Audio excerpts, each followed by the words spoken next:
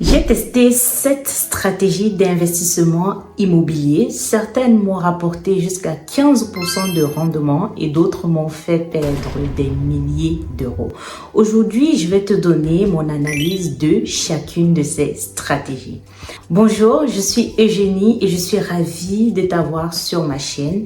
Ici, je te parle d'investissement immobilier. Si c'est un sujet qui t'intéresse, je t'invite à t'abonner et à activer la cloche. Aujourd'hui, je vais te partager mes résultats réels, les stratégies que j'ai testées personnellement. Je vais te partager mes vrais rendements et je vais aussi te parler de mes erreurs les plus coûteuses. Je vais te partager la méthode que j'applique pour sélectionner mes biens et qui permet aujourd'hui à mes clients de pouvoir reproduire les mêmes résultats que moi.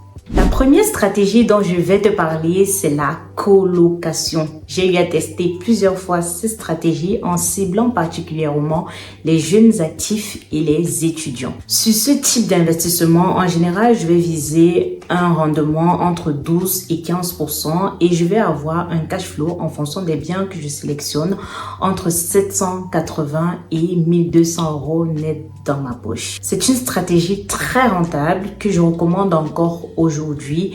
Oui, ça demande beaucoup de gestion. Oui, il y a du turnover dans ce type d'investissement-là. Donc, ça va te demander de t'investir personnellement pour pouvoir gérer les biens. En revanche, si tu veux vraiment booster ta rentabilité, c'est une stratégie que je vais te recommander les yeux fermés. La location courte durée, la location de type Airbnb, dont tu vas mettre ton bien sur des plateformes de location courte durée comme Airbnb, Abritel ou alors Booking. Sur un bien que j'aurais par exemple loué à 1200 euros par mois avec une location meublée classique, j'ai réussi à faire jusqu'à 3000 euros avec le même bien en le mettant sur Airbnb.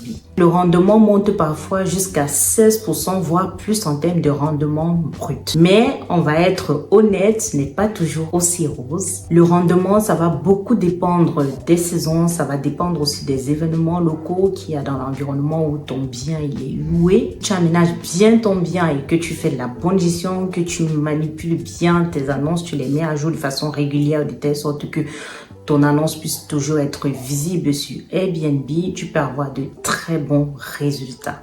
Personnellement, je pense que cette stratégie peut complètement changer la rentabilité d'un bien immobilier. Pinel, on me l'a présenté en fait au début de mes investissements au moins 4 à 5 fois. Il y avait des personnes qui sont en fait des gestionnaires de patrimoine qui prenaient des rendez-vous avec moi et à chaque fois, j'ai volontairement dit non parce que après avoir analysé les chiffres, je ne trouvais absolument pas cette stratégie rentable. Je pense que c'est une stratégie qui est véritablement adaptée pour des personnes qui ont assez de moyens et qui veulent véritablement défiscaliser. Or, moi, je suis dans une dynamique où je veux encore constituer du patrimoine, où je veux être très rentable. Donc, le Pinel n'est pas du tout adapté à mes ambitions actuelles. Selon moi, le Pinel, ça peut avoir un intérêt, ça peut avoir sa place, mais si et seulement si tu gagnes beaucoup d'argent et que tu as envie de gommer tes impôts. Mais si ce n'est pas le cas pour toi, sincèrement, je te conseille de passer ton chemin.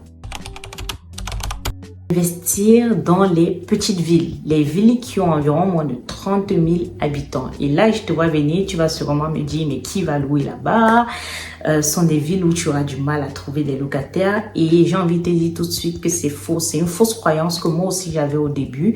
Mais j'ai eu accompagné déjà plusieurs clientes qui ont eu à investir parce qu'elles avaient des petits budgets dans des petites villes qui coûtaient pas trop cher et elles ont été rentables. Elles ont pu faire du cash flow dans ces petites villes-là. Donc, les petites villes ne sont pas à négliger. Je t'encourage vraiment à regarder de plus près ces stratégies. Comme je le dis souvent, les vraies opportunités se trouvent en général là où très peu de personnes regardent.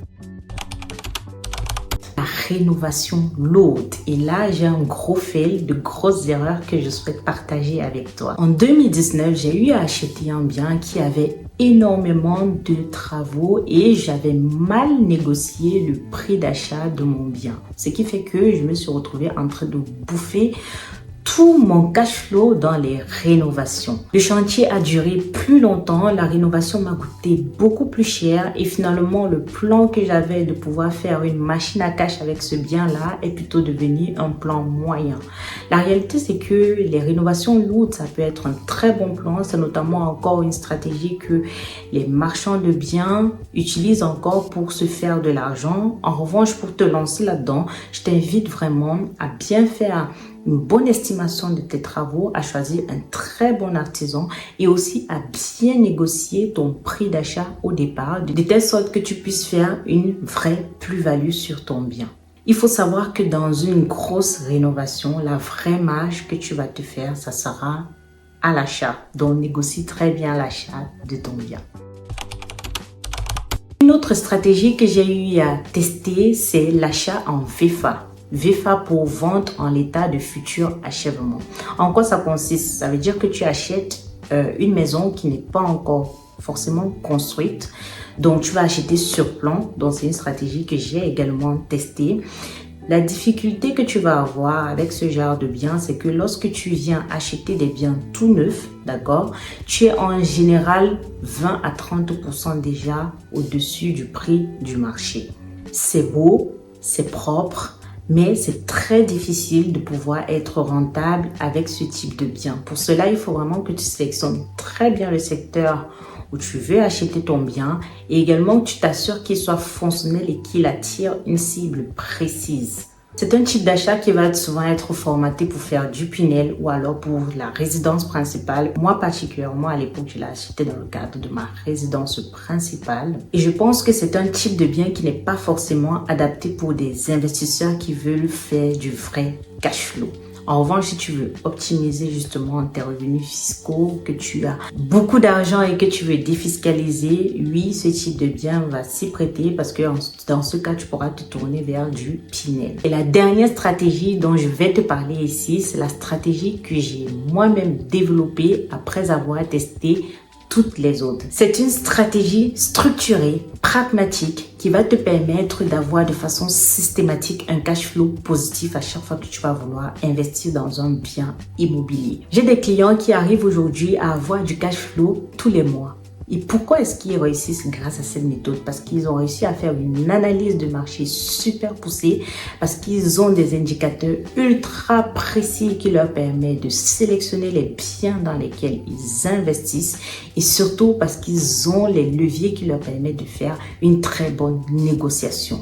Et ceux qui l'appliquent sérieusement voient sincèrement la différence dans leur investissement. Si tu veux apprendre à investir comme des professionnels, si tu veux apprendre à développer de vraies stratégies qui sont adaptées à ta situation, parce qu'il faut savoir que si par exemple aujourd'hui tu es un jeune actif, tu n'as pas forcément de contraintes familiales et si tu es par exemple maman et que tu as des enfants et que tu es super occupé, je ne vais pas forcément t'orienter vers le même type d'investissement.